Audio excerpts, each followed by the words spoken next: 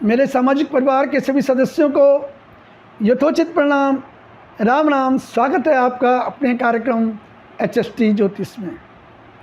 दोस्तों, पिछले एपिसोड में हमने नवमांस कुंडली की चर्चा की थी। आज हम चर्चा करेंगे सप्तमांस कुंडली की। तो सप्तमांस कुंडली को देखने के लिए सबसे पहले हमें अपनी जन्म कुंडली को भी देखना होगा।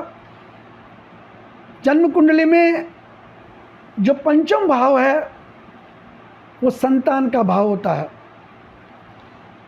पंचम भाव हमारे स्टमक का भी होता है, संतान का भी होता है, हमारे विल पावर का भी होता है, हमारे डिसीजन मेकिंग पावर का भी होता है, और पंचम भाव लव रोमांस का भी होता है।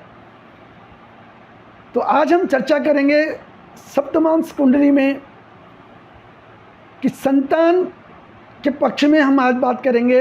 शादी होने के बाद संतान के योग हैं कि नहीं हैं, ये हमको जब हम शादी से पहले अपनी कुंडली मिलाते हैं, ये उसी टाइम सप्तमांस कुंडली को उसी टाइम देखना चाहिए। नवमांस कुंडली के साथ साथ सप्तमांस कुंडली को भी देखना चाहिए कि शादी के बाद हमारे संतान के योग हैं या नहीं हैं, ये भी ज़रूर देखना चाहिए शादी के टाइम पर। मैं आपको बता दूं, गुण मिलान से सिर्फ 25% हम कैलकुलेशन कर सकते हैं। 25% हम सप्तम भाव से कैलकुलेशन कर सकते हैं कि हमारा दाम्पत्य जीवन कैसा रहेगा। 25% हम जो है पंचम भाव से हमारा जो दाम्पत्य जीवन होगा, उसके बाद हमारी जो संतान होगी, उससे कैलकुलेशन कर सकते हैं। उसके अलावा जो लग्न कुंडली होती है, सप्तमांस कुंडली के जो लग्न होता है और जो जन्म कुंडली का लग्न होता है, वो 25% उनसे देखा जाता है। इस प्रकार 100% जो कैलकुलेशन होती है वो इस प्रकार से होती है। आज हम चर्चा करेंगे सप्तमांस कुंडली की। सबसे पहले हमें जन्म कुंडली में देखना है कि हमारे पंचम भाव का स्वामी कौन है, पंचम भाव में कौन से ग्रह बैठे हैं और पंचम भाव का कारक कौन है। आज की वीडियो में हम चर्चा करेंगे इस चीज़ की। लेकिन वीडियो में चर्चा करने से पहले मेरी आपसे रिक्वेस्ट है, जिन लोगों ने अभी तक हमारे चैनल को सब्सक्राइब नहीं किया है, वो प्लीज़ चैनल को सब्सक्राइब कीजिए, लाइक कीजिए, शेयर कीजिए और कमेंट्स के द्वारा हमें बताइए कि हमारा प्रोग्राम आपको कैसे लगता है। तो चर्चा करते हैं आज सप्तमांस कुंडली की, सप्तमांसा कुंडली की। सबसे पहले आप अपनी जन्म कुंडली में पंचम भाव को देख लीजिए। पंचम भाव भावेश, पंचम भाव का स्वामी और पंचम भाव का कारक। पंचम भाव में कौन ग्रह बैठे हुए हैं, पंचम भाव का स्वामी कहाँ बैठा हुआ है, पंचम भाव पर कैसे ग्रहों की दृष्टि है और पंचम भाव में कौन से ग्रह बैठे हुए हैं। अगर पंचम भाव में अच्छे ग्रह बैठे हुए हैं, सौम्य ग्रह बैठे हुए हैं, तो अच्छा होता है, संतान के लिए बहुत अच्छा होता है।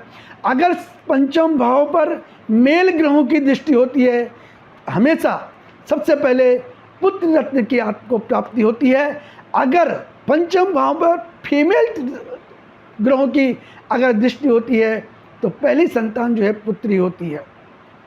लेकिन हम आज चर्चा करेंगे सप्तमांसा कुंडली की, तो पंचम भाव पर हम चर्चा करेंगे। तो पंचम भाव का स्वामी देखा हमने, पंचम भाव को देखा और पंचम भाव के कारक को देखना है। इसी प्रकार से हमको सप्तमांसा कुंडली में उसका लग्न देखना है और पंचम भाव का स्वामी, सप्तमांसा कुंडली में पंचम भाव का स्वामी, पंचम भाव और पंचम भाव का कारक, उसको भी देखना है। अगर ये सब अच्छे हैं तो हमें दाम्पत्य जीवन में संतान की प्राप्ति होती है।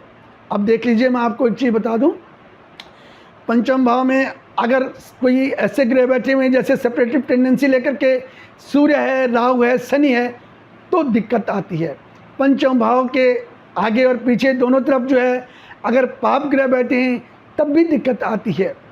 अगर पंचम भाव का स्वामी 6, 8, 12 में है, नीच है, अस्त है, तब भी संतान होने में दिक्कत होती है या संतान डिले होती है। शनि या बृहस्पति, शनि जैसा ग्रह है, या बृहस्पति ग्रह है जो लंबे एक घर में चलते हैं, 2.5 साल जो है शनि एक घर में चलता है, 13 महीने बृहस्पति एक घर में चलते हैं। तो जब शनि जो है पंचम भाव में बैठे रहते हैं तो संतान होने में थोड़ी डिले होती है, क्योंकि ये ग्रह धीरे धीरे चलते हैं, इनका फल धीरे धीरे मिलता है, तो संतान होने में डिले होती है। सूर्य है वो अलगाववादी ग्रह है, ये सेपरेटिव टेंडेंसी वाला ग्रह होता है, इसमें थोड़ा दिक्कत होती है, संतान होने में थोड़ा डिले होती है। उसके अलावा देखना पंचम भाव का जो कारक होता है, पंचम भाव का कारक, संतान का कारक बृहस्पति होता है। बृहस्पति की स्थिति जरूर देख लीजिए जन्म कुंडली में, बृहस्पति कहाँ बैठे हुए हैं, अस्त तो नहीं है, नीच तो नहीं है, 6, 8, 12 में तो नहीं है, या किसी पाप ग्रह से पीड़ित तो नहीं है, या पाप ग्रहों के से युक्त तो नहीं है। ये सब चीज़ें आप अच्छी तरह से चेक कर लीजिए। अगर आपकी समझ में नहीं आता है तो आप अपने आसपास के किसी अच्छे विद्वान से दिखा करके शादी होने से पहले ये जरूर दिखा लीजिए अपनी नवमांसा कुंडली भी, अपनी जन्म कुंडली भी और अपनी सप्तमांसा कुंडली भी हमेशा चेक कर लीजिए। आज का प्रोग्राम आपको कैसा लगा कमेंट्स के द्वारा हमें ज़रूर बताएंगे। आज के एपिसोड में इतने ही, अगले एपिसोड में फिर आपसे मुलाकात होगी। तब तक के लिए बहुत बहुत प्रणाम।